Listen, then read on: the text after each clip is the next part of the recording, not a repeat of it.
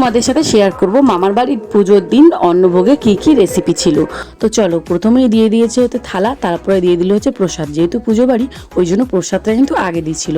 তো যাই হোক, তারপরে চলে এসেছিলো ভাত, আর এখানে ছিল আলু ভাজা, আর ছিল হচ্ছে ভেজ ডাল। ভেজ ডাল দিয়ে আলু ভাজাটা কিন্তু খুব সুন্দর লাগছিল। এবং তারপরে ছিল হচ্ছে শুক্তো। এই শুক্তোটার টেস্টও খুব সুন্দর হয়েছিল। আর তারপরে ছিল হচ্ছে বড় কাতলা মাছের কালিয়া। হ্যাঁ, দেখতে পাচ্ছ আমাকে কত বড় একটা পিস দিয়েছে। আর তারপরে ছিল হচ্ছে আলুর তরকারি। হ্যাঁ, যদিও মাছের ঝোল ছিল ওটা। তো যাই হোক, মাছটা কতটা ফ্রেশ এটা সেটা কিন্তু তোমাদেরকে আমি দেখিয়ে দিলাম। আর এই মাছটা দিয়ে একদম ঝোলটা দিয়ে খেয়ে নিলাম। ঝোলটাও কিন্তু খুব সুন্দর টেস্ট হয়েছিল।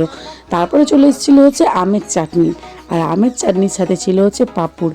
এই আমের চাটনির সাথে পাঁপড় খেতে কত টেস্ট লাগে সেটা তো তোমরা জানোই, আমি সবসময় বলি। আর এই দেখো আমাকে কতগুলো কিশমিশ দিয়েছে, দেখেছো? আর তারপরে ছিল হচ্ছে একদম পায়েস। পায়েসটা কিন্তু একেবারে পুরো দুধে আর কাজু কিশমিশে ভরপুর ছিল। তো তারপরে চলে এসেছিলো একদম বড় বড় দুটো রসগোল্লা, আর তারপরে ছিল জোয়ার। গলার ভয়েসটাকে সবাই একটু অ্যাভয়েড করবো।